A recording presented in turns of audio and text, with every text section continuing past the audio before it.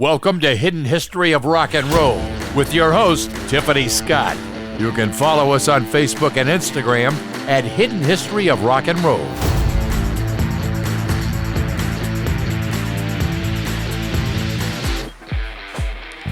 Hello and welcome to Hidden History of Rock and Roll. I'm your host, Tiffany Scott. If you are new to my podcast, I do a deep dive into the behind-the-scenes stories of rock's greatest legends, how they came to be, how the records got played, and maybe some dirty little secrets if we are lucky. This is your all-access backstage pass. Today, I am interviewing someone who has had a multifaceted career in the music industry. From an early age, he had a desire to be a musician and follow his cousin Jerry Heller's path in the music business, both of which he has been doing for the past 65 years. In the summer of 1969, coming from Columbus, Ohio, he made a pivotal visit to his cousin Jerry in Hollywood, California, on the Sunset Strip. Jerry was an agent in the 60s and 70s for such bands as Elton John, Journey, Marvin Gaye, Van Morrison, War, Crosby, Stills and Nash, Ike and Tina Turner, CCR, Otis Redding, and many others. He knew someday he would be back. In 1978, he was presented with an opportunity to go back to LA to manage a rehearsal studio in Northridge, California. And there he got to rub elbows with Chaka Kahn Rufus, Three Dog Night, the Knack and The Jacksons. In 1980, he was hired to be the production manager for the band Air Supply on their first American tour. One gig in Cleveland, the opening act, Tom Chapin, got snowed in and couldn't make the show, so they asked him to open the show, which led him to opening 9 more times. After the Air Supply tour, he did 2 tours as tour manager for Lita Ford.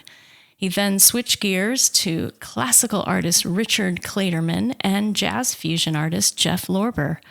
In 1985, he started his own management company with the band Hurricane and Jimmy Z. But in 1988, his career took a different turn when he went to work for his cousin Jerry Heller. At the time, Jerry managed Eric Eazy E. Wright and the infamous West Coast Gangsta rap group NWA, one of my favorites. Jerry was also the general manager for Eazy's record label, Ruthless Records. Jerry brought him in to be the production manager for the upcoming U.S. tour and helped the group develop their staging, sound, and lights. He's currently writing a book and working on a script for his Ruthless Record days, and of course, still performing every week. He has an incredible history in music, and I will let him tell his story. Please welcome to the show, Gary Ballen. Thank you, Tiffany. You're welcome, Gary. We have so much to cover today, and I want to start by telling the audience how you got started in the music industry or how your love of music came to be. Well, I started at a young age. I was a bad boy, and my parents thought I should change my focus, so they got me a guitar, a Martin 015, which I still have to this day. And I started taking lessons and loved the guitar and loved to sing. I grew up with a lot of music around me. My parents weren't musicians, but they were playing the radio and records all the time. So I grew up with, Frank Sinatra and Ella Fitzgerald and all the Broadway musicals and all that stuff. And so when I got my guitar and started taking lessons, I learned all the basic cowboy songs, You Are My Sunshine, all those kind of songs. And in the early 60s, when the Beatles came out, I really got, that kind of changed my whole life too. After seeing them on the Ed Sullivan Show, I kind of knew that's what I wanted to do. But even at an earlier age, when I was about 4 or 5 years old, I remember going to a bar mitzvah in Cleveland where I lived, and I was transfixed by the band and the chords and the microphones, because I love snakes, and the chords looked like snakes. So I said, "Wow! I mean, this is like." I'm 4 years old. What do I know? So I'm saying, "Oh, they got chords that look like snakes, and they're singing, and people are dancing." So I kind of knew at 4 years old, that's really what I wanted to do. And it just kept going on from there. I moved from Cleveland to Columbus in 1961. And even in elementary school, I formed my first band called the Pretzels. And me and four other guys. And at that point, we could all read sheet music. So we would go get the local sheet music for Beatles songs or whoever it was. And we would just sit around and play those. We never did a gig, but we actually had a lot of fun and acted like a band. I mean, we're like in elementary school. The Pretzels. That's the Pretzels. A fun name. Yeah. So by the time I was in junior high, I got my first electric guitar, and I started. I was another band called the New Tones, and I met a guy that really changed my life named Barry Kay, who was a year younger than me, but he was a great piano player, and we started playing in a band together. And later on, I'll tell you what happened later on with Barry Kay, but I also, in junior high, met another guy that also changed my musical life named Robert Tico Bob Street. First black guy I ever met in my life in 7th grade. And we got to be really good friends too. So by the time we all got to high school, we formed a band called the Contemporaries, which was a 12-piece soul band, half black, half white. 4 black singers out front, 2 girls and 2 guys. So we did all the Motown and all the Stax and James Brown and all that kind of stuff. And we were really good, really popular in Columbus and played a lot of parties. And I was also the manager too. I always wrote all the contracts and kind of organized everything. So kind of at a young age, I was pretty good at organizing things. Mm-hmm. After high school, I graduated in 1970, and I was a pretty good football player too. And one of my claims to fame is I played with Archie Griffin, who was a 2-time Heisman Trophy winner. Mm-hmm. We played high school football together. Wow. So I always tell people, if it wasn't for me opening that big hole, he would have never ran through it, but nobody buys that. That's funny. Yeah. So after high school, I went to college at Ohio University in Athens, Ohio, which was rated the #1 party school in Playboy magazine the year before. And I was always about partying. I really never wanted to do anything but play music.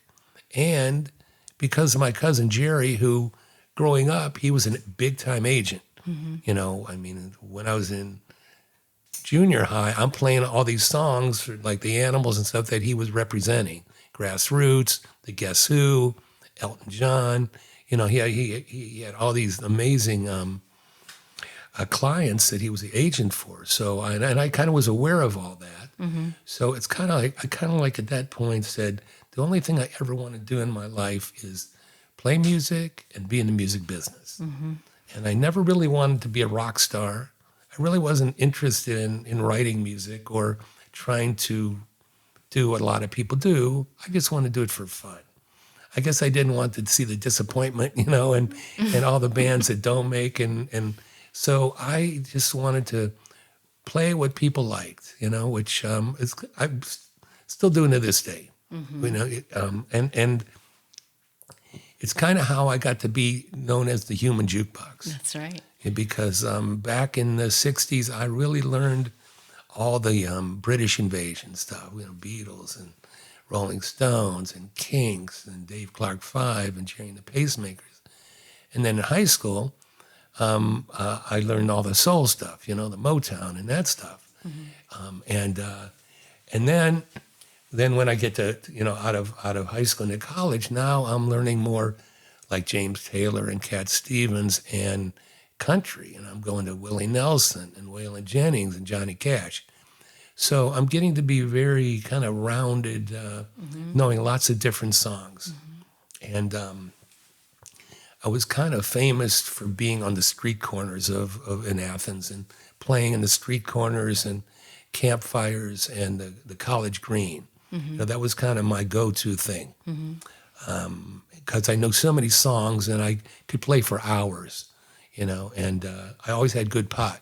So, you put that all together, you could just go for hours, Back in the day when you didn't, have the med stores. Yeah, no, I didn't need med stores. Most of my friends were dealers. I think I was too for a long time. So, but don't let anybody know about that. Okay? I'll never tell your secret. So, and this is this was like the early 70s in Athens, Ohio.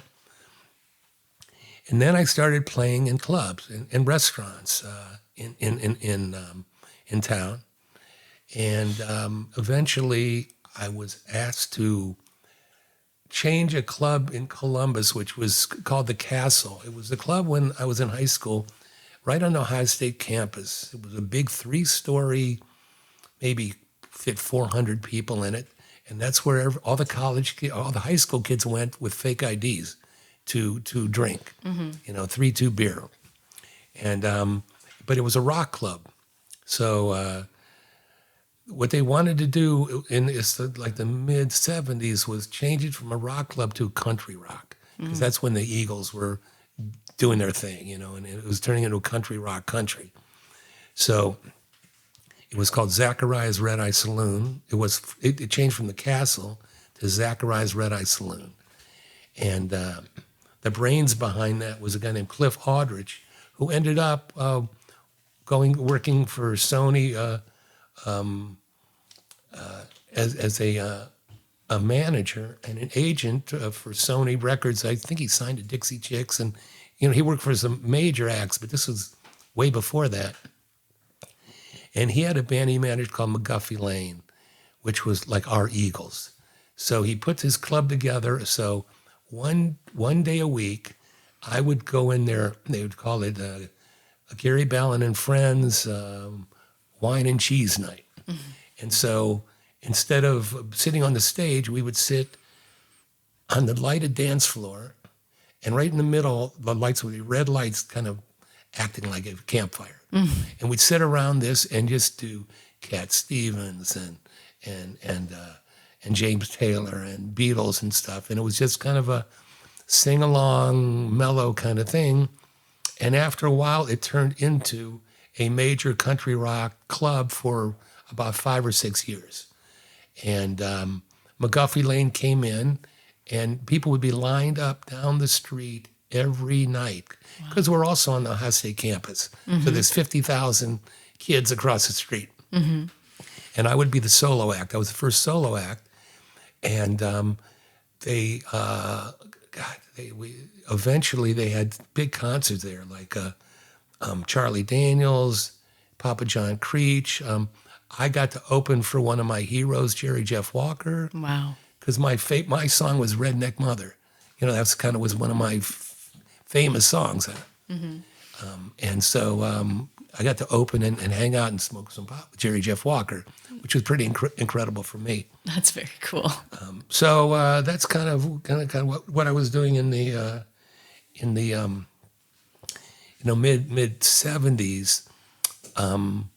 One kind of cool thing that happened was when I was in Athens, a guy named Ron Kovic, who they wrote the movie Born on the 4th of July that Tom Cruise played. Mm-hmm. He was speaking at Ohio University, and after that, I'm out in the College Green right across the street from where he was speaking, and I got about 30 or 20 people around me, and he comes out after his speaking in his wheelchair, and he wheels across the street, and we sit there singing Neil Young's Ohio for about 20 minutes nonstop. Oh, my God. I mean, it was an incredible evening. Also, I got to jam with Eddie Money after one of his concerts he did.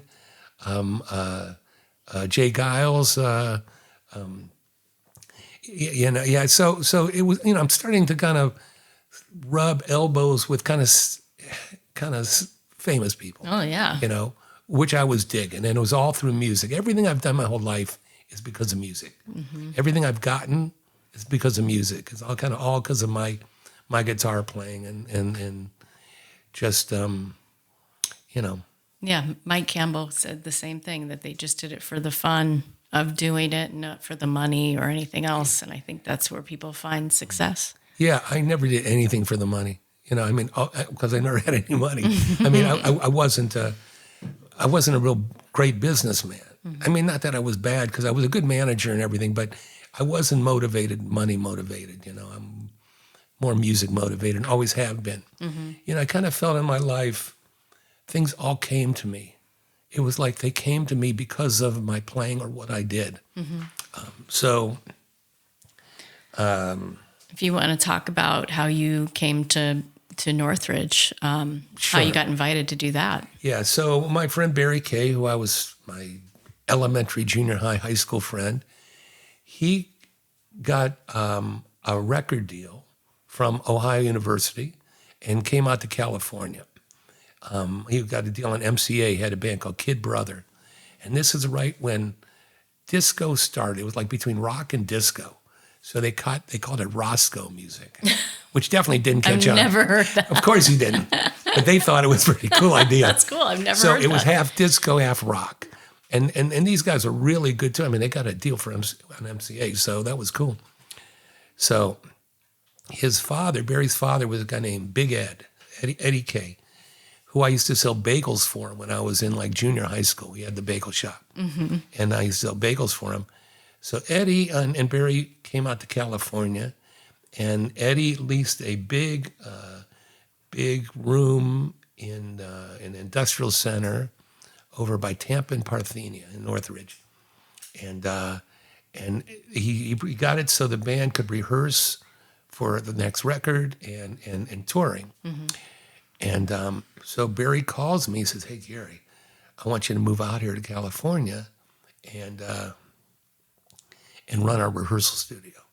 You know, which was kind of the call I've been waiting for. Back in '69 when I was in high school, I flew to California from Columbus and hung out with my cousin Jerry. And that totally blew my mind. Summer of '69, he lived right off the Sunset Strip. So, and the place was crazy. I mean, all kind of freaky deakies all over the place, and people walking around with boa constrictors. And I mean, it was like insane. The summer of '69 on the Sunset Strip. So one night, Jerry takes me to the Whiskey A Go-Go, which again, you know, I knew all about it, and I was like 16 or 17, so I was underage. But he took me in, and I sat next to two of his clients, Eric Burden, you know, from the Animals, and Hilton Valentine, who was a guitar player for the Animals. And I was watching the Flying Burrito Brothers, you know, and again, so I knew at some point I'm coming back to California. You know, I mean, if I'm going to be in the music business, I got to be in either Nashville, New York, or L.A. And I didn't care about New York or Nashville. L.A. was the place. So I get the call in '78, and I was, the last day I was in Columbus, I played for 5,000 people at a thing called the Rally in the Alley, which they did every Friday after work. Everybody in downtown L.A., they had a giant stage, and I got great pictures of me with like thousands of people in front of me. You know? That's awesome.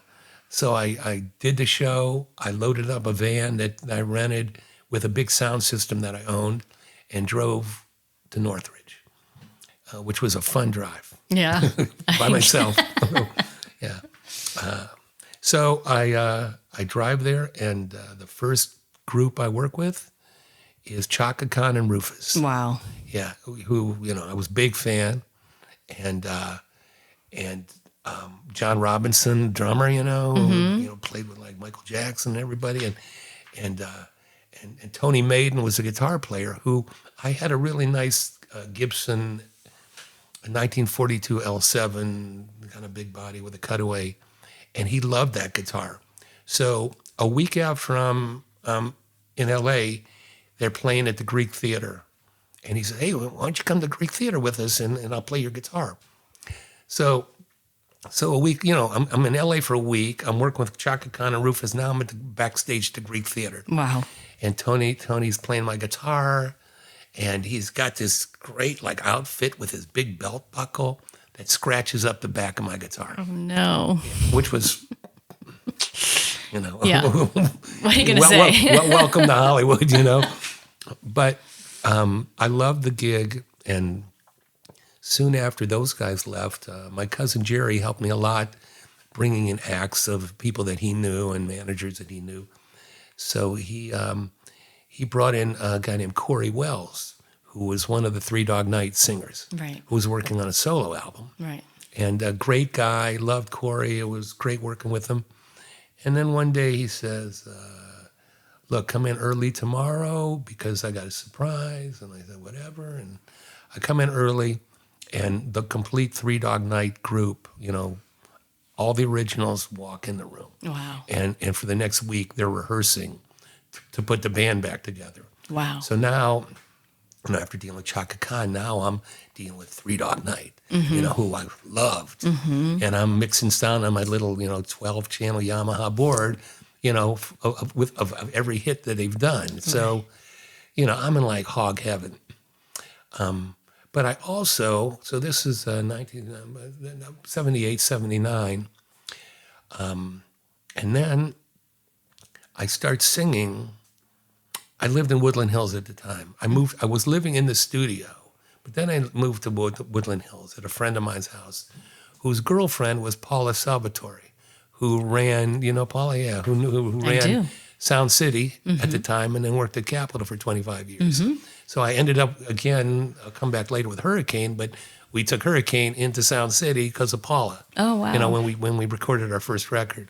I started working at Pickwick's Pub. I was looking for a place to play, because I just kind of moved to California.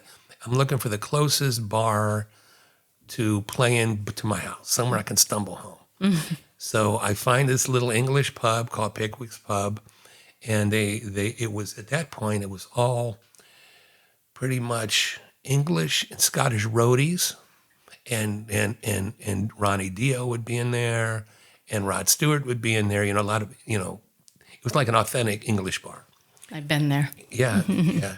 So, I ended up working there for over 30 years. That's insane. Which was insane, yeah. I'm sure I saw you there. You probably did. I was in my 20s, 21. Yeah. You probably did. But so I immediately had a gig playing, but I was still doing all my other stuff, too, which was cool. So I get a call from my friend Tico Bob, who I went to junior high and high school with. I was in the band with. And he calls me and he says, hey, Gary, listen, I got this band called the Knack. And I just picked him up, he was a limo driver. Right. I just picked him up and I was driving him around and I was a little drunk, and I kind of wrecked the car a little bit, Nobody got hurt. But these guys really like me. And they want me to come on tour with them immediately as the head of security. Because he was a big, black, intimidating looking guy, but he was the sweetest guy in the world, teddy bear. So I said, take the job. They had, My Sharona was out, get the Knack. They were gigantic. So he takes the job and he does his thing with the Knack. And then eventually the Knack comes into our studio. When they're done with their tour, they come into our rehearsal room because they're working on some more stuff. So I get to meet all these guys. And one day, Sharona, who was Doug Feiger's girlfriend, the famous My Sharona, she locked herself in our bathroom with a big bag of cocaine. Oh, my God. And wouldn't get out. So I had to kick the door down and throw her ass out of the studio, which was kind of funny, throwing My Sharona out of our studio. But, people need to use the bathroom, okay? GTO, Sharona. Yeah. GTFO. GTFO. Yeah. MF. So we're done with that. And later on, I get, they go out and he does his tour. And then I'm still working at the studio, and we've got a lot of local groups that come in, and we started a guy named Fred Kaufman came in as Captain Video, so he built a whole video studio kind of in our studio. So we started shooting videos in there before MTV was out. Wow. So we were kind of early in that. And I know we did an early Devo video, and we had a group called Rock Rose that was on Columbia that We did a video.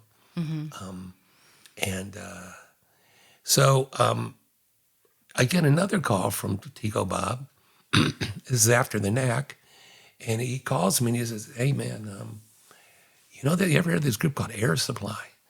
I said, yeah, man, I'm playing their songs, you know, in the clubs right now, you know. Lost in Love, All Out Love, Every Woman in the World, you know, all this mellow stuff.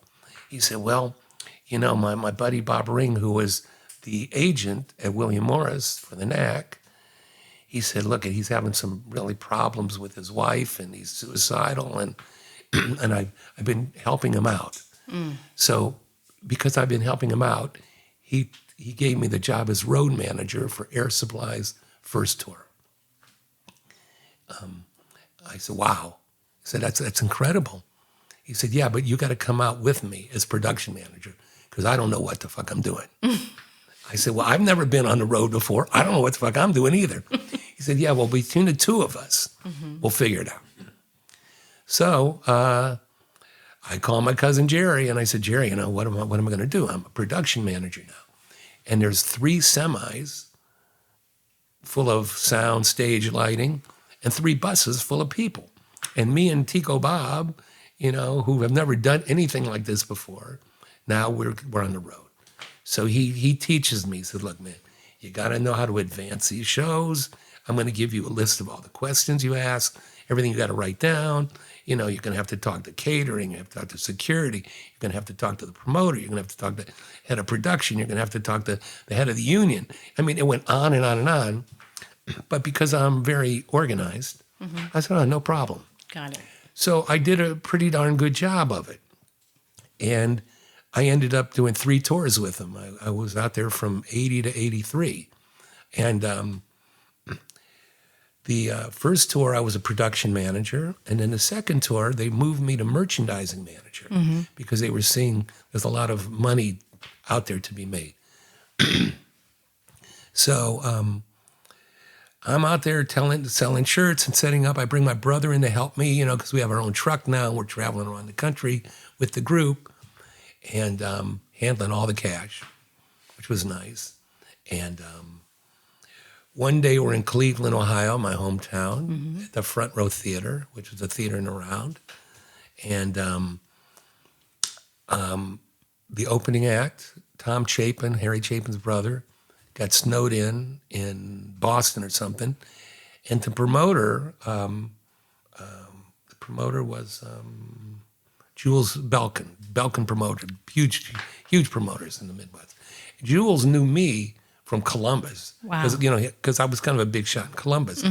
So he suggested, hey, Gary, you know, why don't you open the show? And the guys in Air Supply really didn't even know I played. You know, I mean, they didn't even know this. So I said, sure.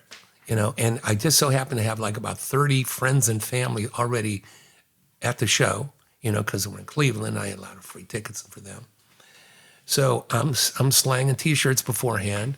I go up and do about a 30-minute show of all my greatest hits, you know, Brown Eyed Girl, American Pie, Stairway to Heaven. I mean, stuff that everybody knew. They were all covers, no original songs. And the crowd loved it.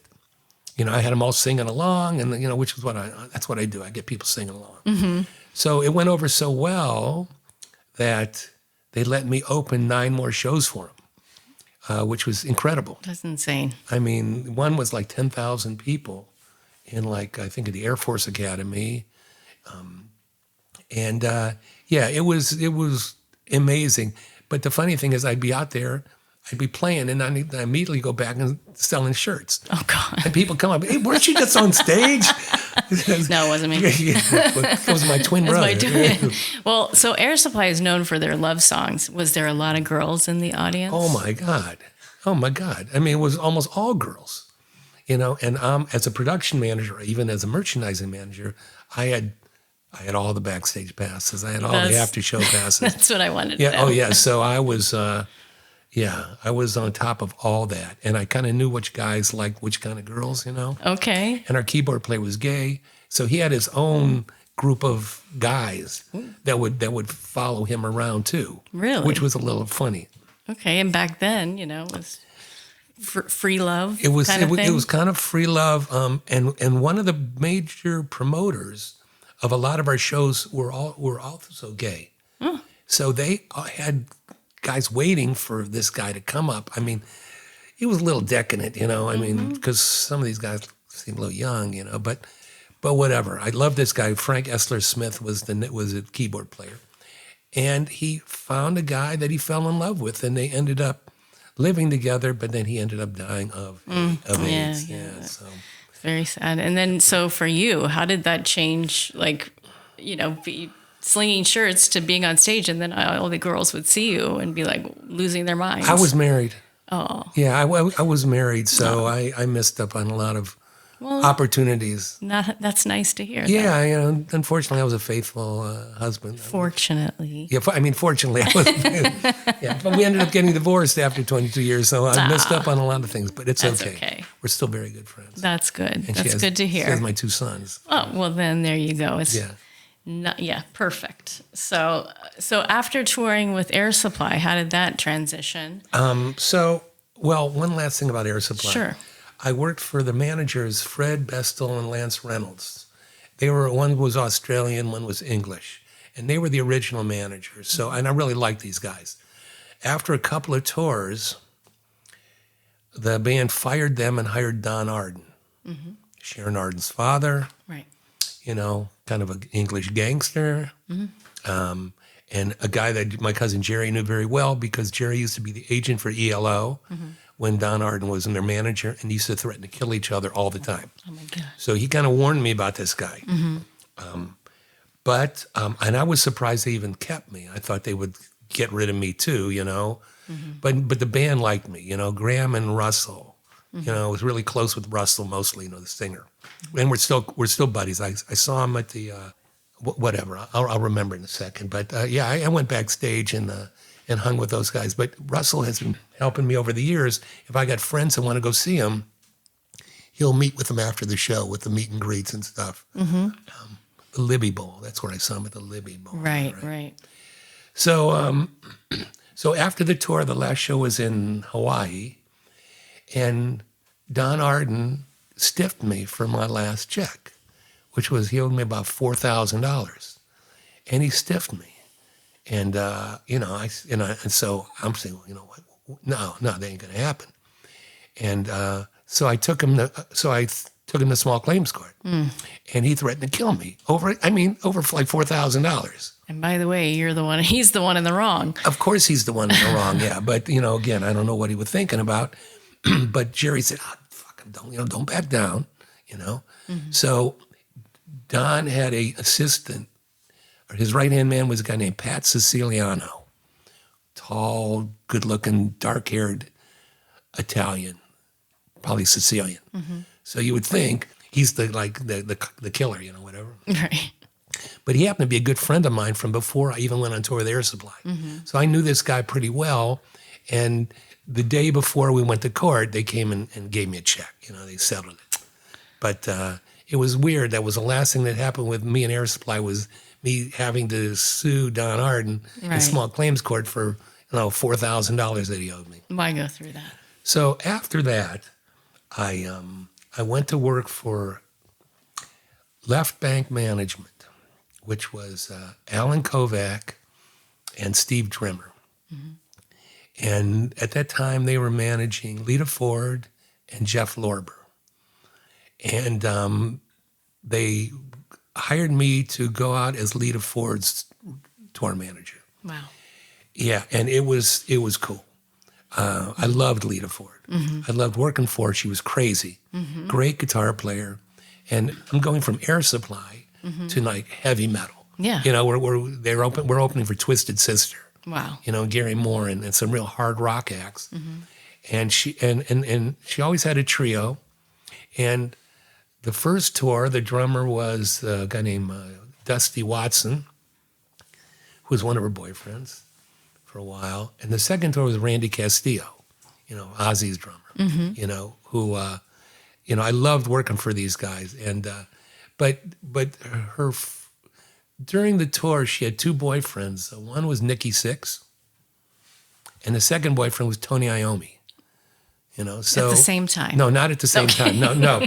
After she dumped Dusty Watson, then she went to Nikki Sixx. Got it. And from Nikki, she goes to Tony Iommi. And I remember one day we were on tour, and Tony brought his own Coke dealer on tour with us, who would carry the bags. And one tour, one night, Tony and Lita are in a room with a bunch of cocaine, and they won't come out. And we got a show.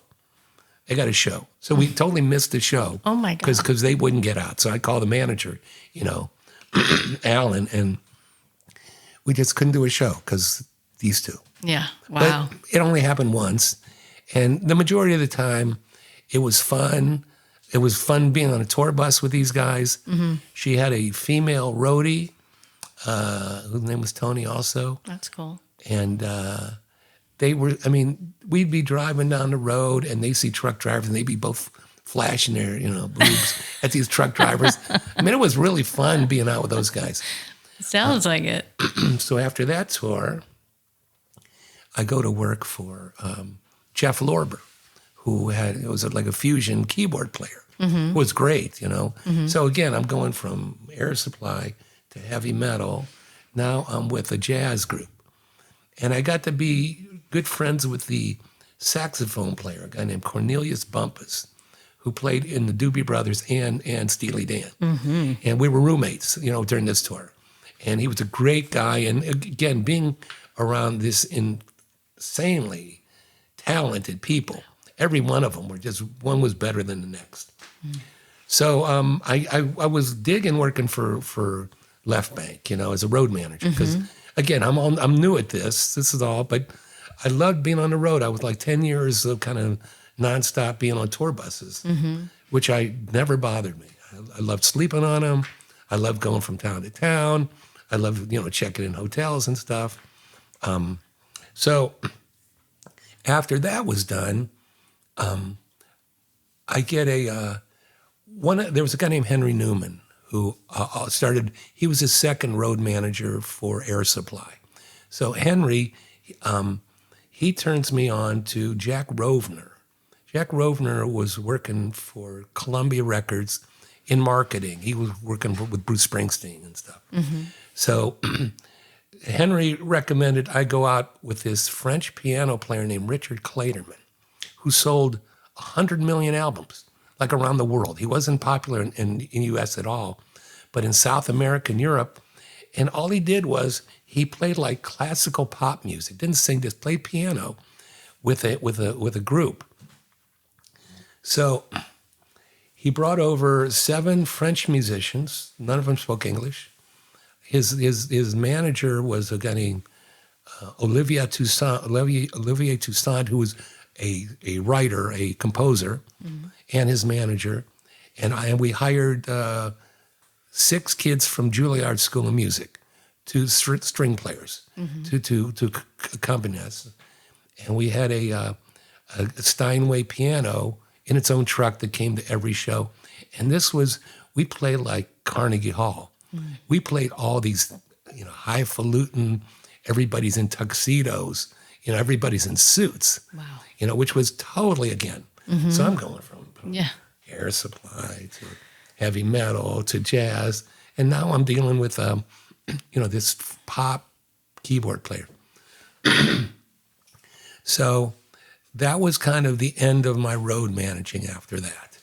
I was still working for Left Bank, but also at the time, I'm still singing at Pickwick's Pub.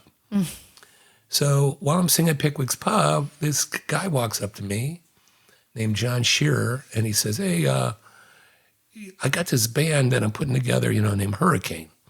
And, it's, I'm with Tony Cavazzo and Robert Sarzo. Their brothers are in Quiet Riot. And we got this singer named Kelly Hansen. They said, we're looking for a manager, and I know you've done some stuff. I know about you because you've done some, Lita Ford and stuff and Air Supply. So, so I'm thinking, wow, this is my first chance to be a manager, to manage my own band. So I said, yeah, sure, let's talk. And So I meet the guys. I like the guys. They're working on original songs. Kelly's an incredible singer. John is his drum set is as big as this room. He's got like 50 drums. Wow. Way too much. And the guy wasn't even that good. And Robert and Tony were sweethearts. They were cool. So we're starting to, so I officially manage him. I sign him to me as my first act. I leave Left Bank. And so now I'm a manager. And that's Ballen Entertainment. Ballen Entertainment, is what I called it at the time. And so eventually we end up, the band wants to fire the drummer and get rid of the drummer, And who was the original guy that came to me? English guy. He was an English guy, so he hung in the English pub.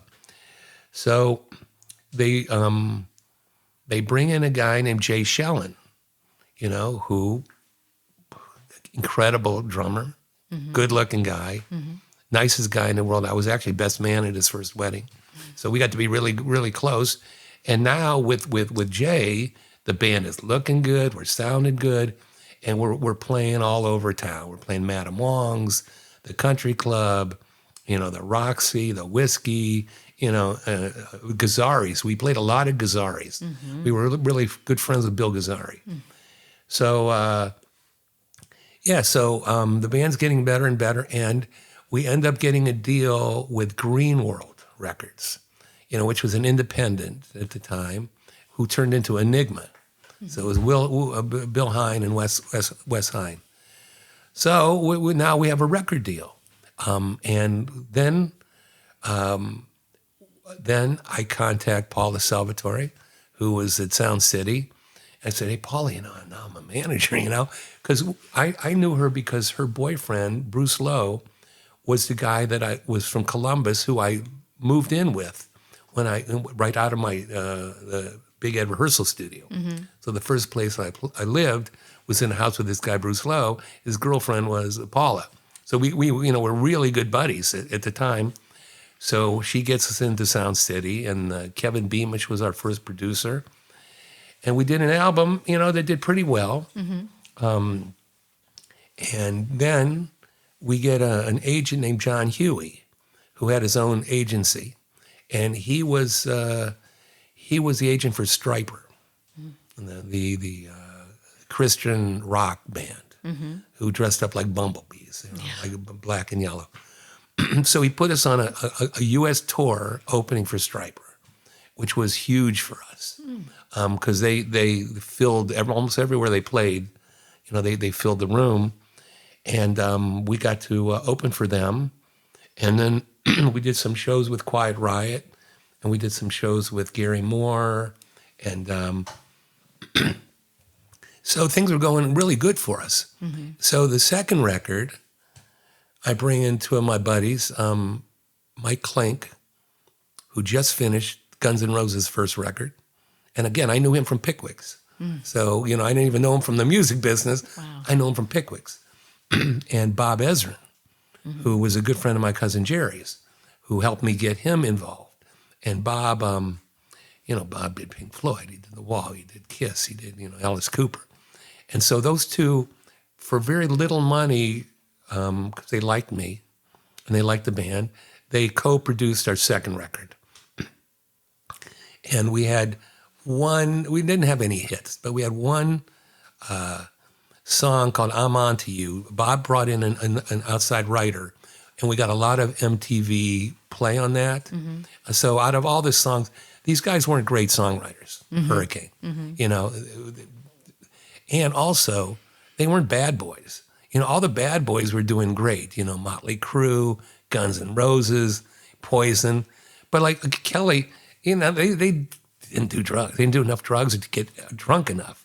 I mean, they were kind of clean-cut dudes, but they didn't write great songs. So, we were still struggling away and moving on. And, and we were doing good, though. I mean, people knew who we were. They went to Japan.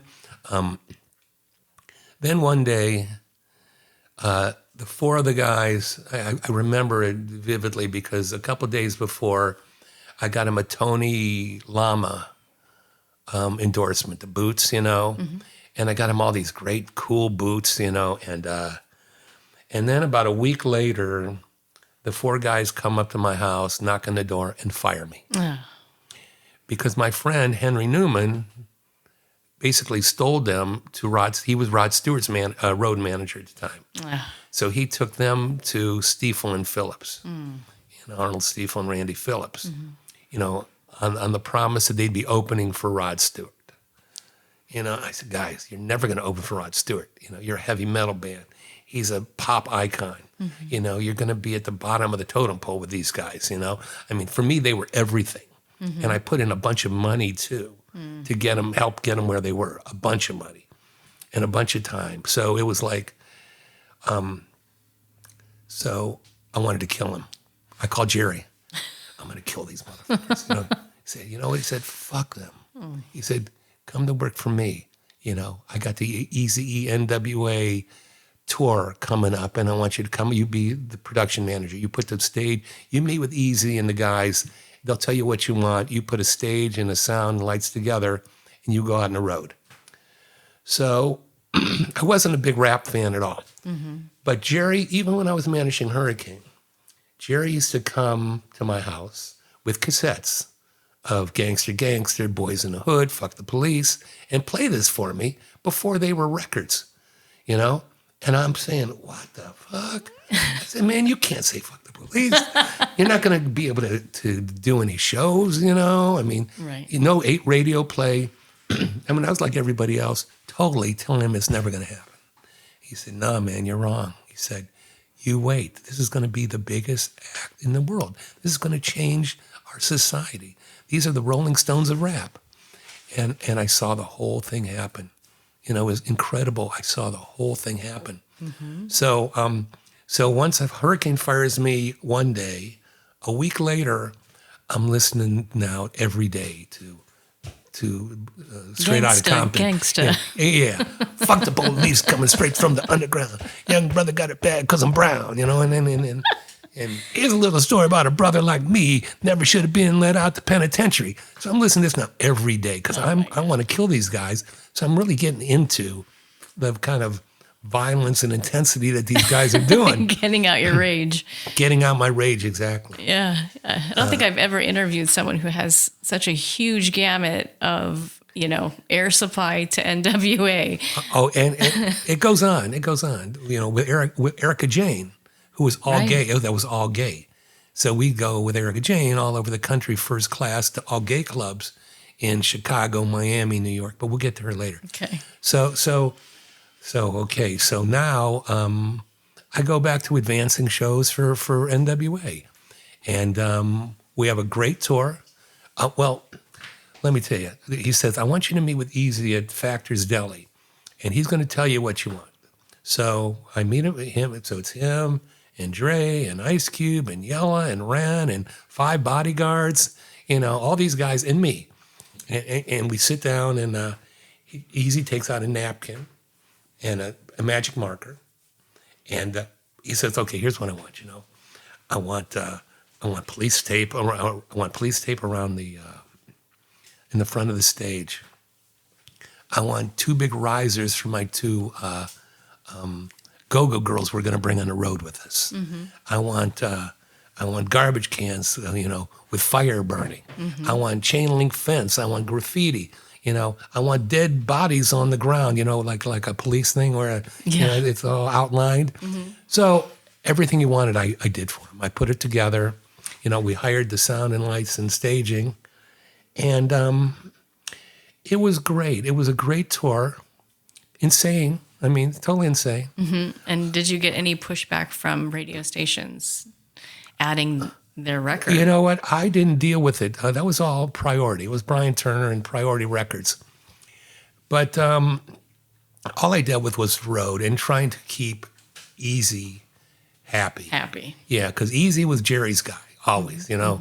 Originally, Eazy wanted to be a 50-50 partner with Jerry, with Ruthless. And Jerry said, no, it's going to be your company. You know, I'll manage it. but it's going to be black owned. You're going to be the next Berry Gordy. You got the vision. Dre's got the music, and Cube's doing the writing, and I'll do the business. How did Jerry hook up with them?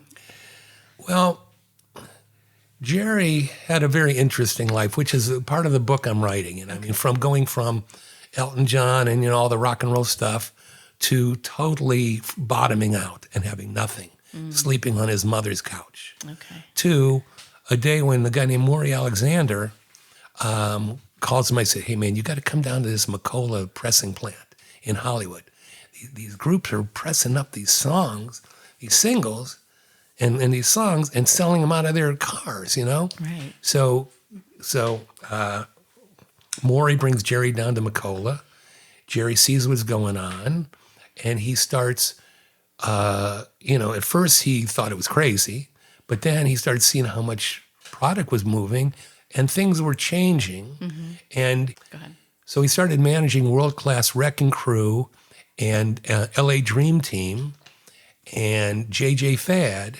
And so he's working with these acts as a manager, and it's all brand new. Mm-hmm. And Lonzo, a guy named Lonzo Williams, was he ran the World Class Wrecking Crew.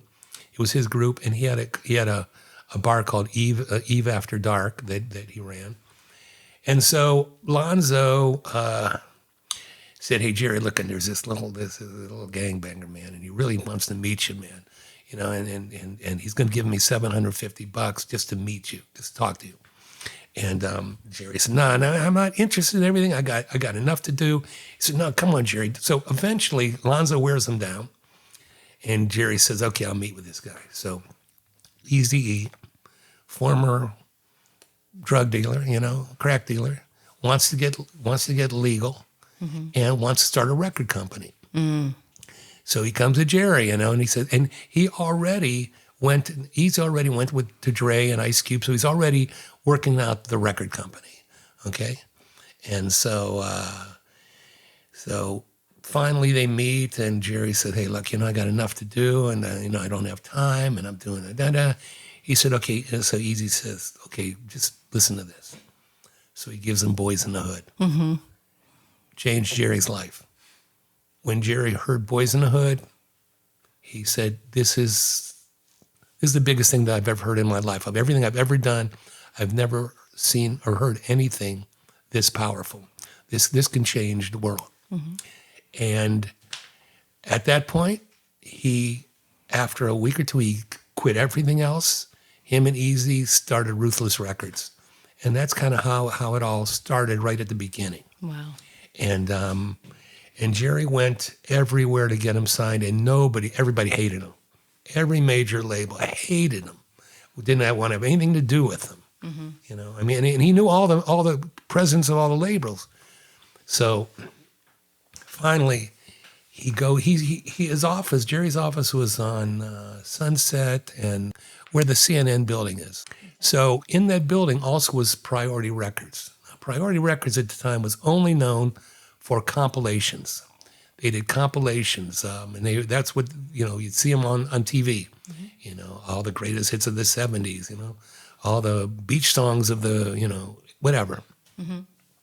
Also, they did California Raisins, which was huge for them. And so just to change real quick, Helene, who I'm doing this, who's in my band and currently, and also I knew her 30 years ago because she did the album cover for Straight Outta Compton, and she did the album cover as the art director for California Raisins. So I kind of knew her 30 years ago, and it's funny how we're working together, now. But so so Jerry and brings Brian to one of the shows, which was Off the Hook, and Brian Turner decides to sign NWA, and Eazy E. And he had international distribution. And that's kind of how that whole thing started. Mm-hmm. Yeah, I was a fan of NWA. It was out when I was out of high school. I played them on a loop Yeah, all the time. Everybody did at that point. We had cassette players in our cars. Yeah. And that I just constantly, terrible, but white girl. Well, most of their crowd were white. Or white, white people, yeah. It wasn't like it was a whole, black thing. It was, mostly white people. I'm going to pause really quick for a Patreon ad. If you are enjoying listening to Hidden History of Rock and Roll, please consider becoming a friend of the show on Patreon for only $5 a month.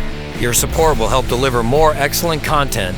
Plus, as a member, get your questions answered by the next legendary guest. Thanks for being the best part of the Hidden History of Rock and Roll. Yeah, so I was a huge NWA fan right out of high school. Played their records all the time. I don't think I ever went to a show, but I mean, they were just on a loop. And in my car, going to the beach, wherever we went, and I'm not even sure how I got turned on to them. It could have been MTV. No idea. It could have been just the radio playing them. But we had, I'd asked you earlier about getting pushback from radio. I mean, you were getting pushback from all the different record labels. Yeah, I don't think Eazy cared about any of that. Mm-hmm. I mean, we knew it wasn't going to be easy. Easy. It was going to be easy, but it wasn't going to be easy. Yeah, right. So, but Priority did a good job. Everybody was pushing, and we had a really good press girl named Phyllis Pollock. Yeah, we had a real good promotion guy named Doug Young, who Jerry met at Macola. He was their promotion and marketing guy, and he would get on the phone and call radio stations all over the country, and he would take a box of records, and he would drive to different record stores all around mostly California, but he had people all over the country doing the same thing. So Doug was very instrumental in breaking the group. And Phyllis, who was a rocker chick, she's friends with Keith Richards, she's a rocker chick, but she was Eazy's publicist and our publicist, and did a really good job, especially when the FBI, wrote that letter and oh yeah, they came out against us, and it was quite an experience, the whole NWA thing for me. But I ended up doing 3 documentaries. I've been in 3 documentaries. One called Facing Suge Knight, and one called Death Row Chronicles, and The Mysterious Death of Eazy E. So I got a little good publicity, in those 3 documentaries. But it was, it was crazy watching the movie, the Straight Outta Compton movie, just, to really pick apart what really happened or total bullshit. Yeah, I was talking to Neil about it, and it was interesting that they chose Paul Giamatti, of all people, to portray Jerry. And I thought, he doesn't look like him, sound like him. I mean, he plays like a good, bad guy, but he looked nothing like Jerry. I met Jerry in 2016 when I worked at Lovey's Deli, of all places. And he had brought one of his artists in, and I knew immediately who he was, and talked to him. And then I met him again at the music industry reunion parties that my dad, John Scott, would have at Sagebrush Cantina. And Jerry was the nicest guy. Oh, he was a sweetheart. Yeah, he really was. He could be a sweetheart, but he could also be crazy too. He was to me. Yeah, well, of course. And he was tall. Paul Giamatti's a short guy, but Paul Giamatti always played kind of bad managers or bad people, so that's why they brought him in on this. But horrible casting on that. But he was good. Yeah, when we do our movie, we're gonna have somebody great. There you go. But there you go. So the whole NWA, it was quite an experience. We started working in, when Ruthless first started, we were working out of a little tiny office in Canoga Park. Jerry's brother, Kenny Heller, had a LA Times distribution, paper thing, that he would distribute the LA Times. So we were in a little shitty 1 room, 1 telephone, 1 chair office, and it's kind of how we started. I started advancing all the shows and everything, and then we started making money. And so we built we had these great offices in Woodland Hills. Eazy had a big office, Jerry had a big office, I had a nice office. And so then we ran out of that office and for a long time until Suge started threatening to kill us. Oh my God. And that was a whole nother chapter in the crazy NWA world. I mean, is there anything that you can say, now that like would set the record straight on anything about Jerry? Or... Yeah, well, I could say a million things. I could be here all day saying that. But first of all, Ice Cube, he was the first one to leave the group. Right after the tour, and he was, he complained he didn't get paid, blah blah blah blah. None of that ever happened. Well, again, he got all of his songwriting credits, but it takes a while to get the publishing money. You don't get this stuff immediately. It takes 3-6 months before you see that money. Plus, you have to, we have to pay to do the tour and all that stuff. But when Ice Cube said, Jerry and Eazy ripped me off, of course he never sued him because there was nothing there. Okay. Ice Cube could have, he had what Ice Cube had was he had Brian Turner said, he wanted to be Eazy. Everybody wanted to be Eazy. Eazy was the boss. Eazy had all the money. Eazy had all the women. Eazy had all the pot.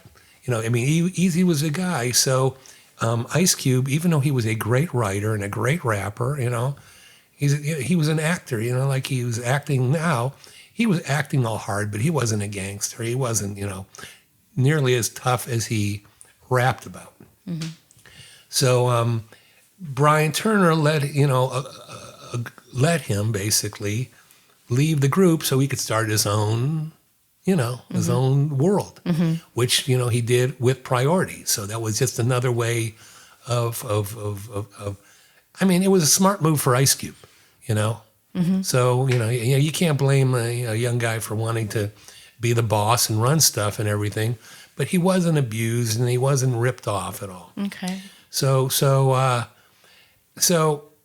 after that, we went on without Ice Cube, and we were doing fine. And then we got signed Bone Thugs and Harmony, which is a whole nother crazy story, And they came out of Cleveland, my hometown. Actually, me and some of those guys were born in the same hospital. Oh, wow. Yeah, Mount Sinai Hospital in Cleveland, where, I was born and where Flesh and Bone, who I ended up managing for a while, was born. So that's kind of funny. But these guys, when they first came to L.A., my job was to kind of babysit them and take care of them. And these guys were so raw and rough and tough and crazy. They came right off the streets. And they would get kicked out of every single hotel I'd put them in. Wow. Maybe 3 or 4 days, 5 days, you get the call, you get them out of here, get them out of here. So I move them on. And, they were funny, but they were great. They were great. What they did, nobody was doing, They didn't really sing in harmony. They did unison stuff, but their fast rap and all that stuff was kind of totally original. So we were doing fine without Ice Cube, and Dre. But then, eventually Suge came in the picture. And when Suge came in the picture, he came in through the DOC, who was another one of our great acts, the DOC. And one thing that pisses me off about the movie, too, was when the DOC got in his accident. He got in an accident driving, after a video shoot, which I was at. And he ended up in a hospital at Kaiser on DeSoto and the freeway. And Jerry called me immediately, and I was the first one to the hospital, to see him and start, figuring out what to do. But in the movie, it says, nobody from Ruthless even cares about you. Nobody came to see you.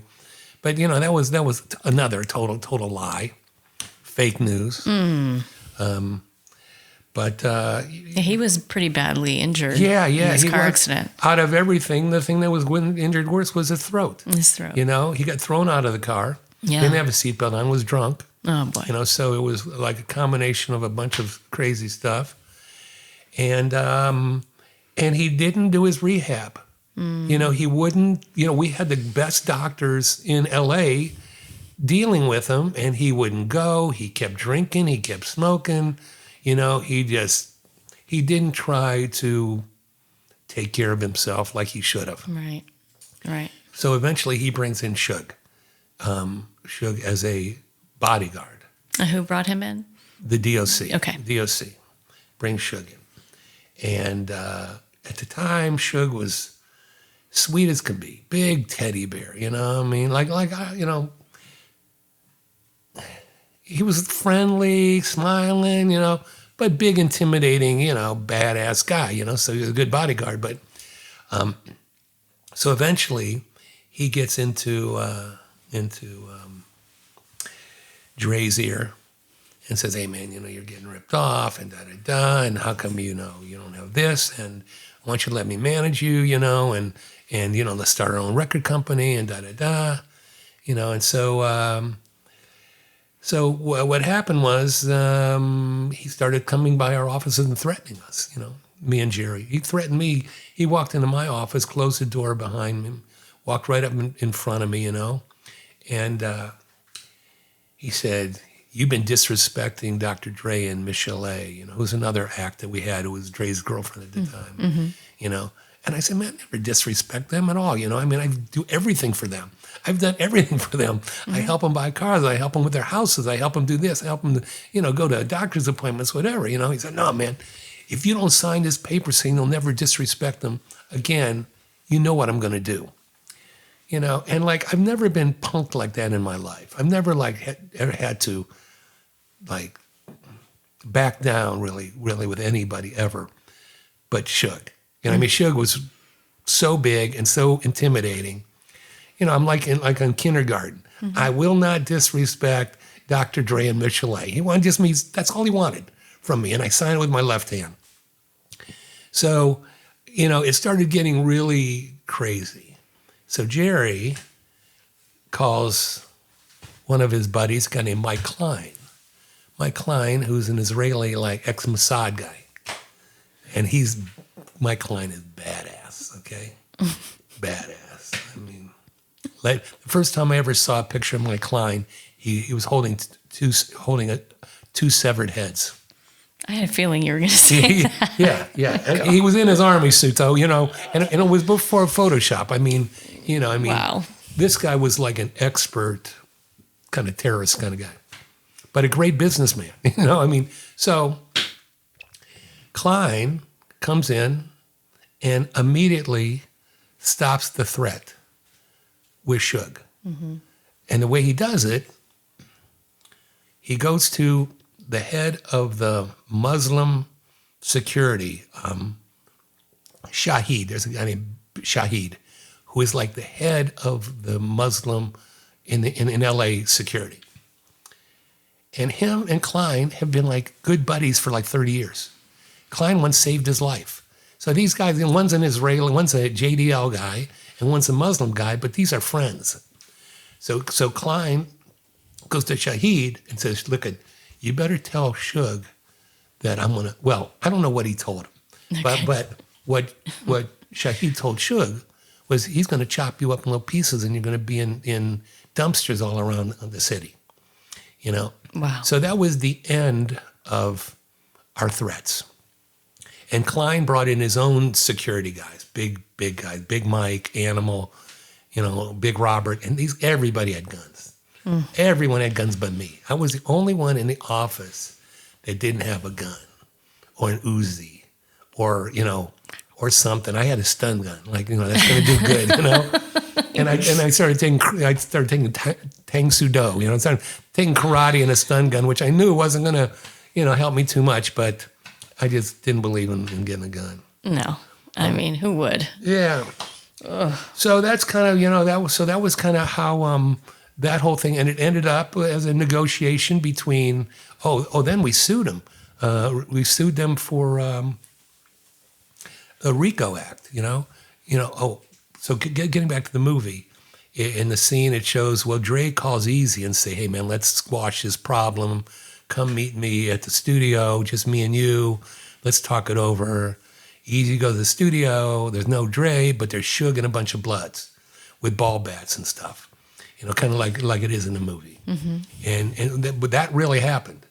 Okay, but they never hit him. They never laid a hand on him. But they told him, look, we got someone out front of your mom's house. We got Jerry Heller in a van right now. If you don't sign these release papers, we're going to kill them both and just beat the shit out of you. So the next day, Eazy also signs with his left hand. He just signs it because he knew, there's no use fighting a bunch of, it was an unwinnable fight. So the next day, we do a press release on and start suing them over the RICO Act, because they had a couple record like Interscope and there was a couple lawyers that are involved that helped them do this, So it ended up with a Dre Day is Eazy's payday. They ended up Eazy got an override on everything that Dre did at Death Row, with everybody, with Eminem, with Snoop Dogg, and in the movie it looks like Eazy's broke, and all this stuff, which was insane. I mean, we had Bone Thugs and Harmony, which was selling millions of records. We still had Niggas for Life album that just came out, with Dre. It was doing it was number one in the pop charts. Yeah. Right up there. It was just crazy times. Yeah, they showed him selling off everything he owned. Yeah. He ended up, I think they said he was worth about $15 million or something when he died. So a lot of that stuff is, it was produced by Dr. Dre, Ice Cube, and Tamika. Right, told their side of it. Who told their side of it. And again, Tamika, probably Eazy would have never married her. He married her on her deathbed. On his deathbed. That's when he married her, Tamika. So it was tragic. It was so sad and tragic. Were you there for all that? I was there up until when he got sick. When he got sick, I was in the office, and we got a call, and he was at his house in Norwalk. He had a house in Norwalk. He had a house in Calabasas. He had a house in Woodland Hills. So he had a couple of different houses, but he was in Norwalk. And we got a call saying, oh, man, Eazy just passed out, We had to take him, call 911, and had to take him to the hospital. He couldn't breathe, And we knew he had asthma. And he smoked a lot of pot. But this was worse. And we had no idea that it would turn in what it turned into. Right. So he went from one hospital, then he went to Cedars. And at that point, Tamika kind of brought in the Nation of Islam to do security at the hotel. I mean, at the hospital. So they wouldn't let anybody up. They wouldn't let the baby's mom. He had I think about 7 kids with 8 kids with 7 different women or something at the time. And a lot of my job was taking care of these kids a lot of time. Get them birthday presents or. Talk to the baby's mama, see what they need, all that stuff. So I tried to get in to see him. I loved Eazy. I loved working for him. I never had one problem with him my entire time there. He was always very respectable for me, and we were on tour together. I mean, we did a lot of stuff together, and so I loved him, and I just felt terrible, that it ended like it did with him. And how long did you work with them? Well, from 88 to 95. Okay. So in 95, I was the last one to get fired. Jerry got fired before I did. Everyone got fired before I did. And according to Eazy's bodyguard, Eazy told Tamika not to fire me, to keep me on. Because I wasn't a political guy. I just did the work. If something needed to be done, I did it, knew how to get things done. So, it wasn't like I was making the deals or doing any of this kind of stuff. But after Ruthless, I got a call from Lazy Bone, from Bone Thugs and Harmony.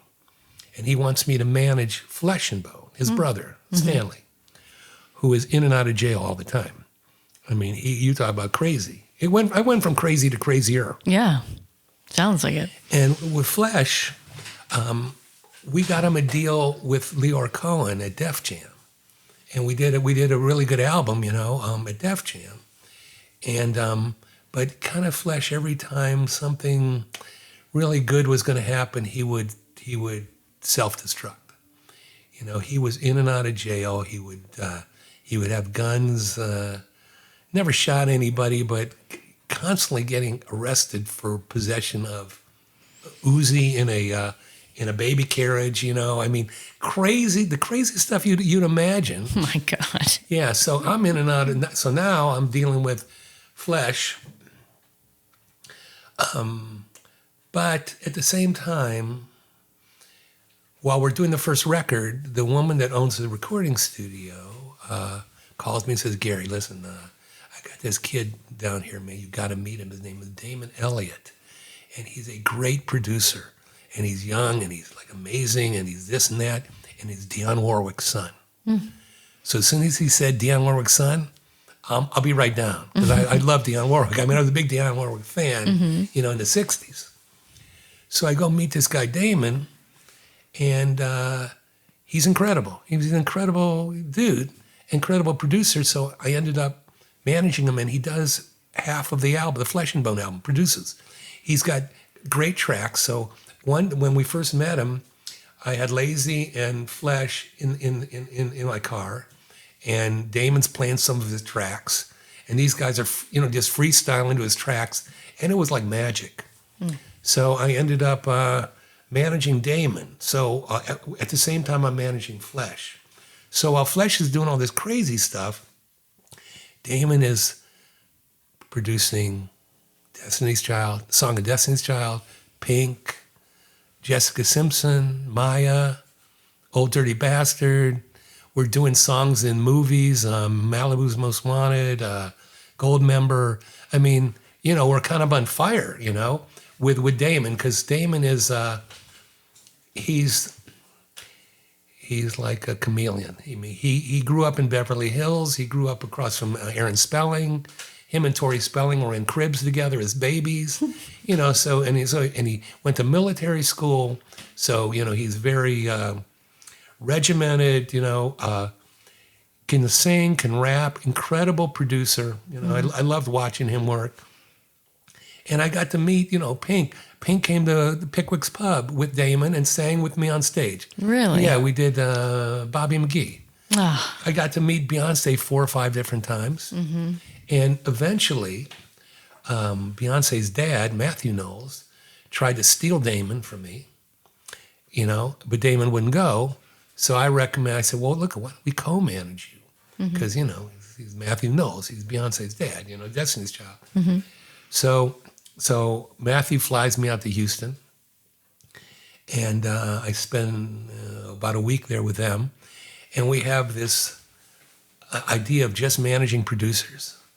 So the first guy I go to is will.i.am, because we signed Will to Ruthless as the At-Band Clan. So it was before the Black Eyed Peas and the Underdogs. So I got these guys that are ready to sign with Matthew and me, who are also great producers. Mm-hmm. So I'm thinking, oh man, finally, this is going to be huge.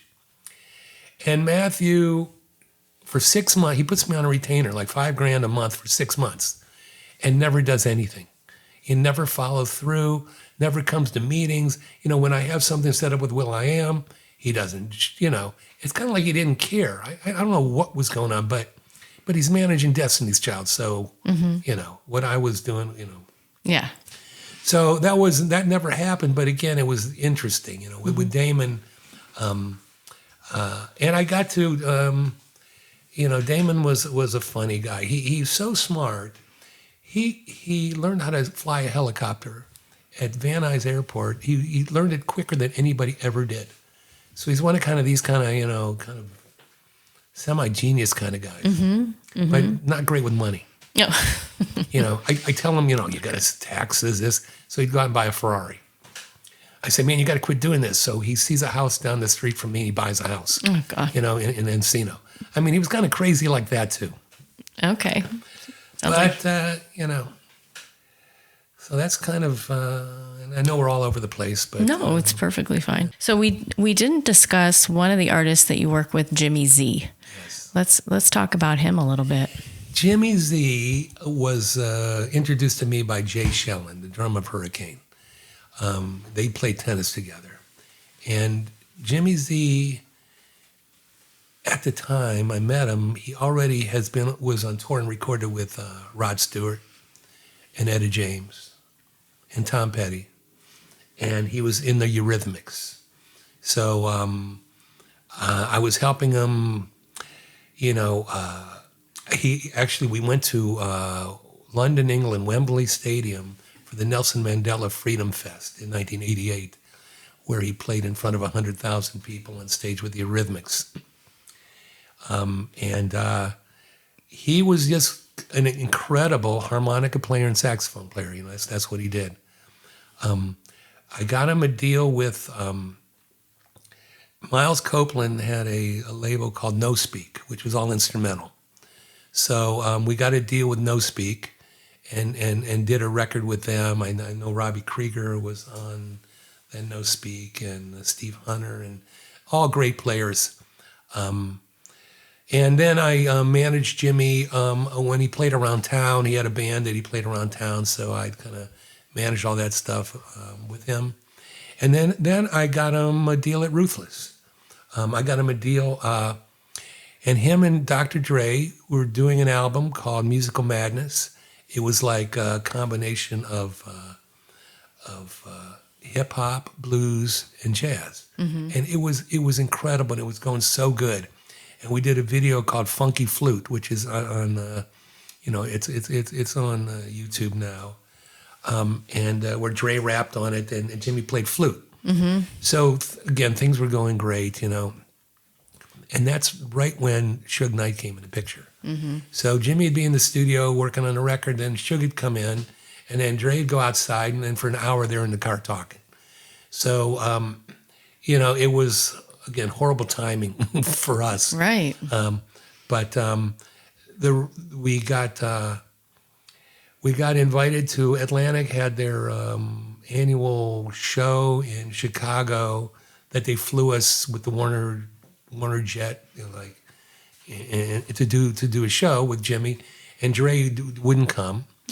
And so we had one of our bodyguard fake the rap, that Dre did. And by the time the show was over, Dre already said he's leaving Ruthless, and the record's over.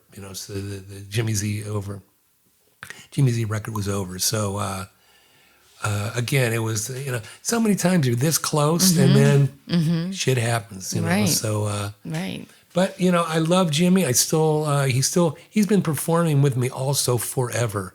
He's come to Pickwick's Pub 100 times for me. And with what I'm doing now with Rhythym Hues, this new act that me and Helene are doing, he's done a couple of those where he plays saxophone and harmonica, and he's just great. Did he play with you at Tommy Nast's birthday party? Yes, he did. I think he did. At Tommy Nast's birthday party. I knew that was, right. yeah. I Z. put them together. Yeah. Yeah, he was really great that night. I mean, he's world we class. loved him. I mean, anybody that could be with like Etta James and Tom Petty and Rod Stewart, Yeah. But Jimmy was a little wild man too. He did some crazy stuff in the day, which kind of probably affected, how well he could have done. Those are, again, crazy times. Yeah. Between the alcohol and the drugs and just being wild. And that's part of the whole podcast, is talking about, these are behind the scenes stories that the fans hear about the artists, but they don't hear about the really behind the scenes stories and how these artists, came to be. And it's really great to touch on this, this subject. And the 70s it's like an entity of its own. Yes, they were. And so we want to go, maybe wrap up a little bit. I do have a fan question for you. You going to answer that for me today? Of course. Awesome. So my fan question is from Tina Madden. She's in Los Angeles, California. She asks, why did Hurricane dump Robert Sarzo? Good question. He got dumped just a little bit after I got dumped. the whole power structure changed. Robert and Tony really started the band. And Robert was kind of the main guy. And when Kelly came in, and also he had Henry Newman, who was also kind of guiding him, they decided, we'll go to Rod Stewart's managers, get rid of Gary. And I'm sure, again, I don't know the exact reason, if there was one thing that happened, but I know Kelly, they had Doug Aldrich also that they wanted to use.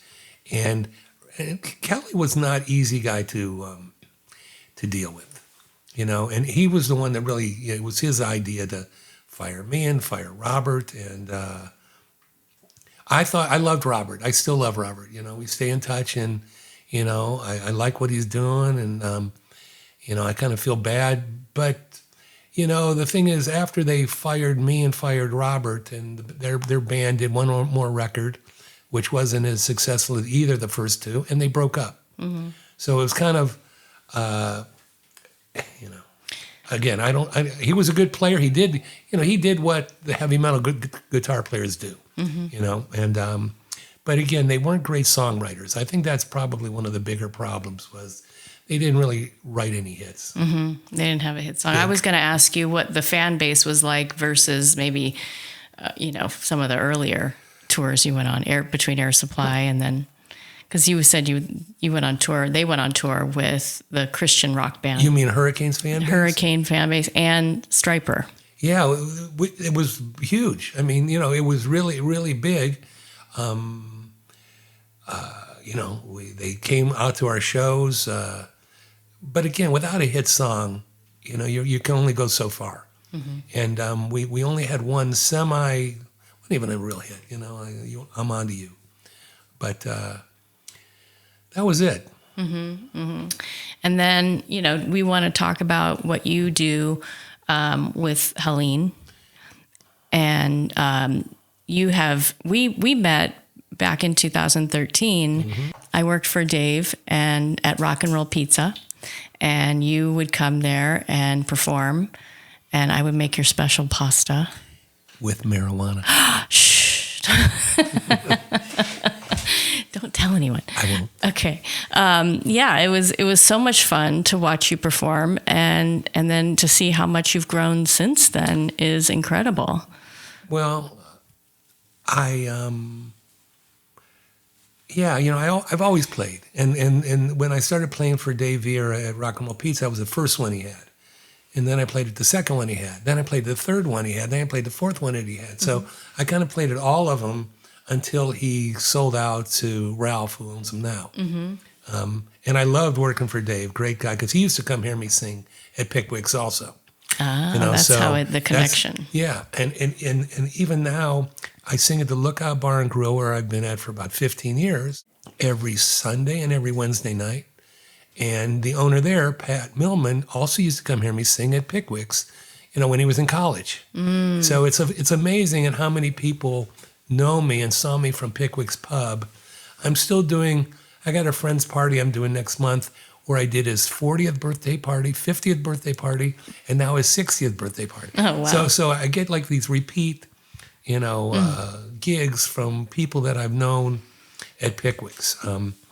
With Helene Freeman, who I met back in the Priority days, who did the album covers for Straight Outta Compton and Eazy Does It and California Raisins, and she worked for 10 years with Disney, Hannah Montana, and she did a lot of art. She's very artsy. So we re-met about 2 years ago.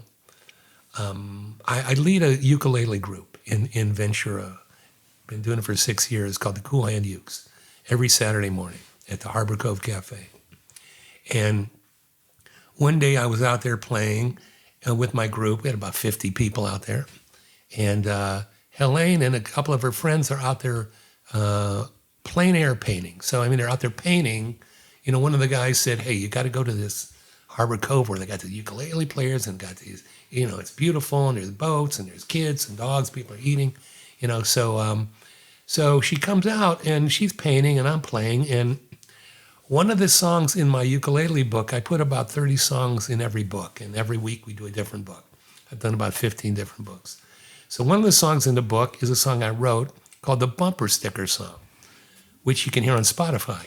Okay, we can add that into the show. Yeah, right. All right now we're going to do a song that I wrote right now. Called the Bumper Sticker Song. Tell the words, sing along. It's a very easy song. Any idiot can learn it because I wrote it.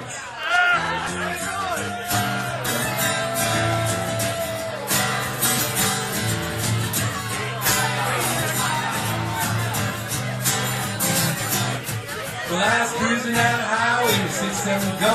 With the radio blasting, I was staring up. Looking through the mirror, coming up on me was the craziest car I ever did see.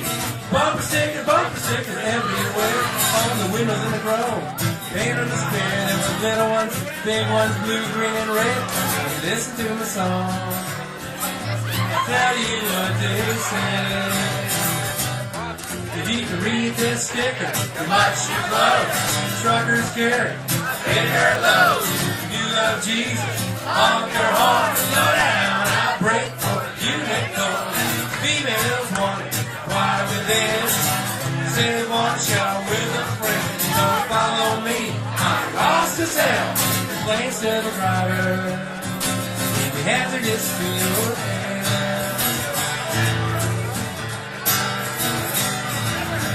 Cancer is a cure for smoking. Support your local police. I love New York. I love LA. I love my Pekingese. Arrive alive, drive 65, and you hug your kids today. America, love her leaving. One nuclear bomb can ruin your whole day. Sing along, white people. If you can read this sticker, you must be close. Truckers carry bigger loads. You love Jesus, honk your horn. Slow down, I break for you. Females want it. Save water shower. Don't follow me. I'm lost as hell. Complaints to the driver. And the hazardous to your head. Our driver is doing deeper. Teachers doing class. I'd rather be sailing, I'd rather be speeding. Get off my ass! You can read this sticker. You must be close. Truckers carry a bigger load. If you love Jesus, honk your horn. Slow down, I break for it. Females want it. Inquire within. Save or shout. Don't follow me. Complaints to the driver. You hazardous to your head. Complaints to the driver. Hazardous to your head.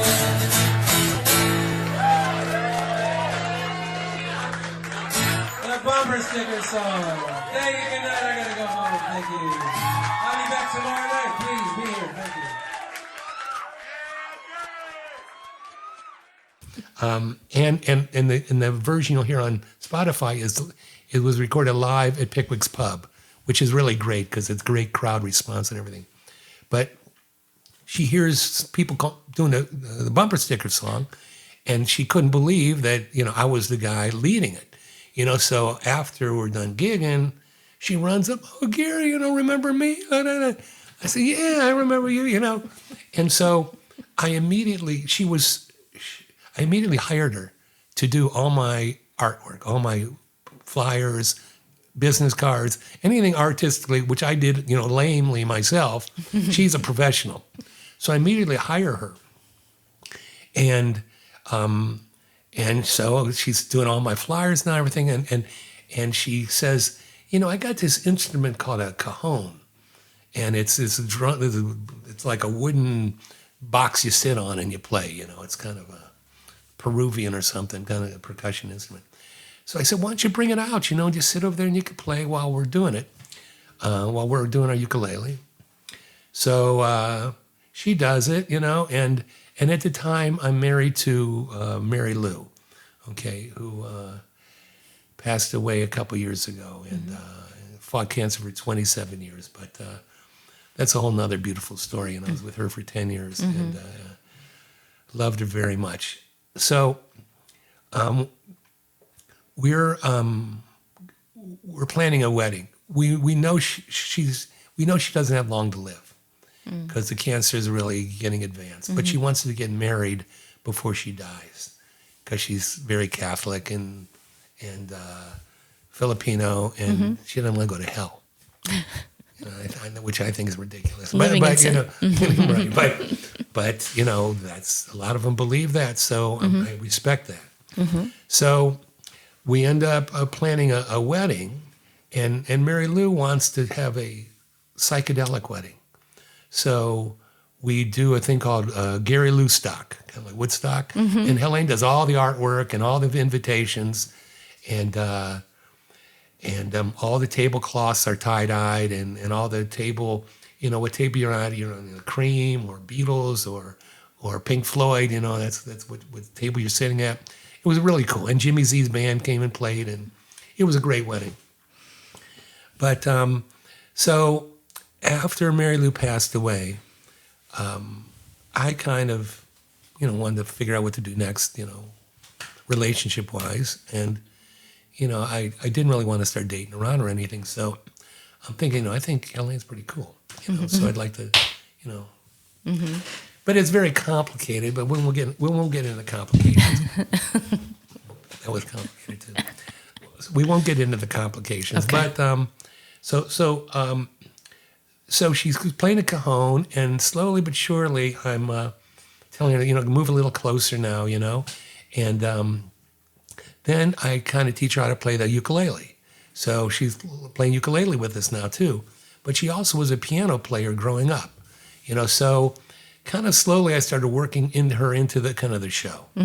And one day, I don't know exactly what day it was, but I think we got pretty high, and we decided, or she decided, or I don't even, who can even remember, but we wanted to do something completely different. And she's saying, well, why don't we'll do art and music at the same time. You know, you play, I'll put paint on my hands, and I'll, you know, play on a board like I'm playing the cajon, and we'll try to make art and music at the same time, which was crazy. Crazy. That's insane. But, so we go to Home Depot, and we get a bunch of paint, and we get a couple boards. So we start, you know, I lived in an apartment by the collection at that point.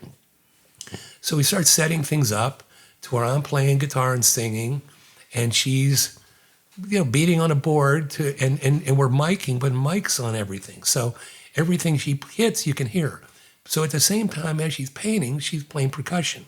Wow. And, you know, again, in my 50, 60 years in the music business, I've never seen anybody do this.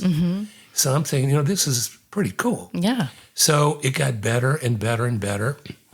And we finally did our first gig for the Westlake Village Art Guild, which she was a part of. About 75 people sitting in seats. And we brought Jimmy Z in, you know. So it was me and Jimmy and Helene. And Helene also, we put a microphone on her because she sings too. So now she's singing and playing, and she has a tambourine on her right foot and a roll and stomp box on her left foot. So she's like totally just going crazy. Going crazy, you know, and the paintings are coming out really good. You know, so we kind of have been fine-tuning that. We've already done about 13 shows already now. And what is she painting when she's doing this? Here's one of them. See this one right here? Oh, my God. This is something we did at the VFW. Wow. And I got video, and we videotape everything we do.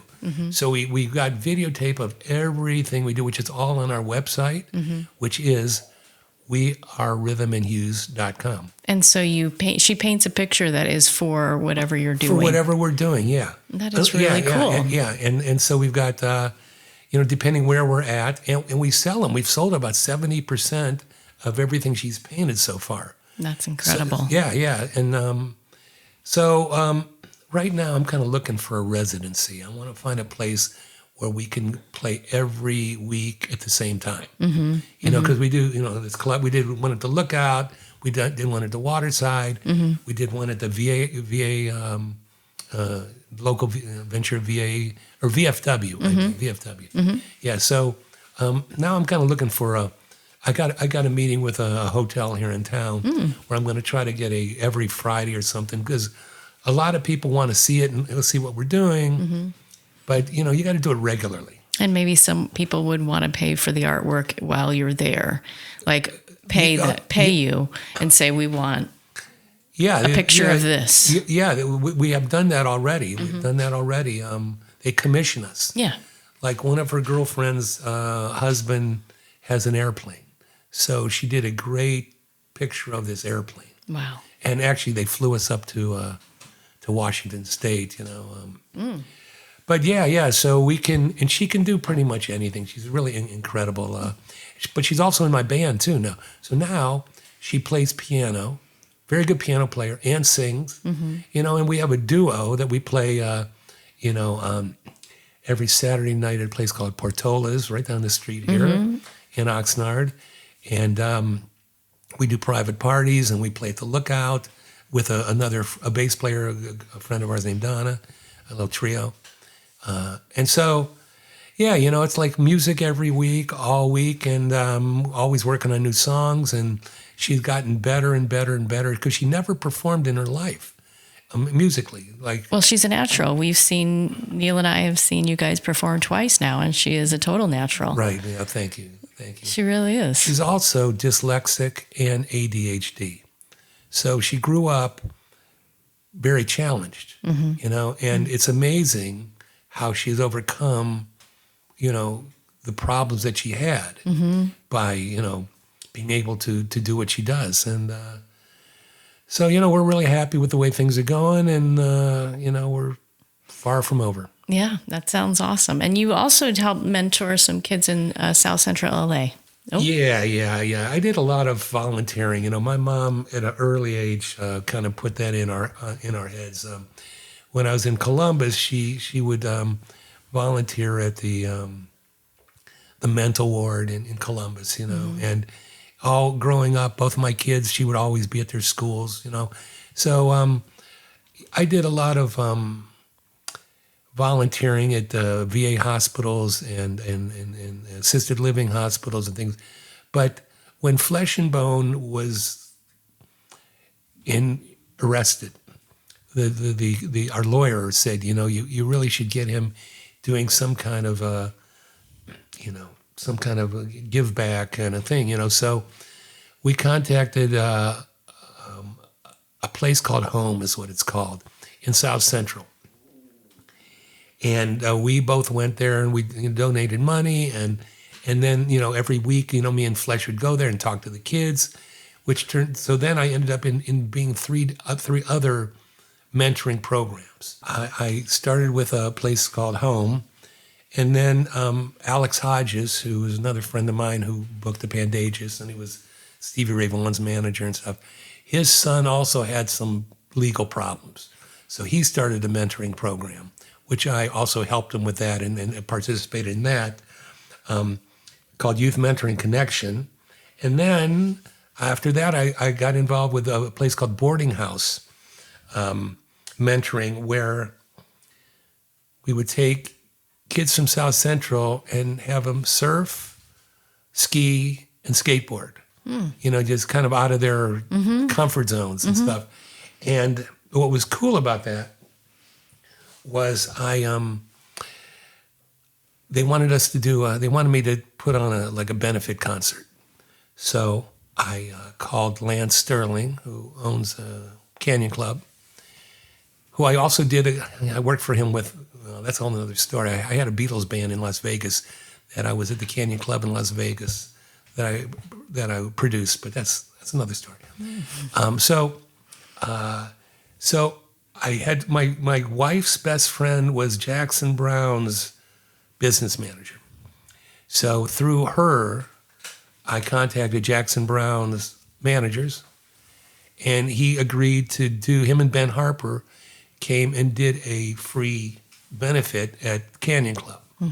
which I got to open the show with a band with Jimmy Z, Paula Salvatore, my friend Leslie Lewis, and some other people. So again, I love the mentoring thing. And another quick funny story. I played at both VA hospitals, one in LA and downtown, I mean in Westwood, and then one on Sepulveda. I got to be really good friends with one of the inmates, one of the guys named Johnny Horton, who was like in the psych ward, and he was in the Korean War. He was in his 80s. But when I get up and sing, he'd sing, I hear him singing, and he would sing like Sam Cooke, he'd sing Temptations, whatever. He knew all the soul music. So I'd get him up singing with me. So after a while, he kind of got better, and they let him out, and he went to assisted living that the Navy paid for. So I'd go visit him like once every couple weeks, and bring him. Me and Mary Lou would go and bring him, and we'd play for him, and we'd give him food and take him out to soul food and whatever. So after a while, he said, man, my dream is to go in a recording studio. I've never recorded. So I said, okay. So I ended up taking him in a recording studio. We did 10 songs, and he would be out on the streets of Linwood, where he was at, selling, begging for money, basically. I mean, this was a horrible place he was at. And he'd be begging for money, so I put a 10-song CD of all of his original songs that we recorded. And so when we lost touch with him, we couldn't find him for a while, and so his lawyer calls me, or a conservator, and says, "Hey, Gary, Johnny's not doing too well. He doesn't have very much longer to last, and you need to come in here and sign some papers because he listed you as his next of kin." I said, "What?" He said, yeah. He has no family or anything, and you're his next of kin. And I said, "Well, I don't even know what that means, He said, "Well, just, come on in." So eventually he passes away, and the lawyer, maybe a month later, calls me. He calls me and says, "Listen, you need to come in. I got to talk to you." He left me $160,000. I mean, I had no idea that he had any money, because he was living horribly, like in Linwood. And I don't know if he even knew that or not. Oh my gosh. So after all expenses and everything, I end up with a check for like $75,000 right before the pandemic, right before COVID. And me being a working musician and stuff, it's not like I'm not making a lot of money, but that was that kind of, it changed my life. I mean, not changed my life, but to just get that because of, kind of what I did out of the goodness of my heart, that's kind of how my whole life has been. It's like you just do good things, and hopefully and usually good things will come back at you. Gary, you've had such an incredible life. I mean, from just 4 years old all the way up until now. It's really been incredible learning about your history and everything. And I want to thank you so much for reaching out and doing the podcast. I mean, it's an incredible history that you have. And, I love NWA. I know a lot of the people on here, it's a rock and roll history of rock and roll, but right. This is part of music culture. NWA, Bone Thugs and Harmony, all these guys. I mean, and you've done an incredible job. And I just want to thank you so much. Well, thank you. And I'm not done yet. This Rhythym Hues that I'm doing now, it's I hope will be the biggest thing and the best thing I've ever done in my life, because this is totally unique. And, you ever read the Bob Lefsetz's podcast that he has, or the letter? Well, he's kind of an amazing guy. And he says, again, if you do something that nobody else does, you're well ahead of the game, So, and the thing is, Helene is so talented.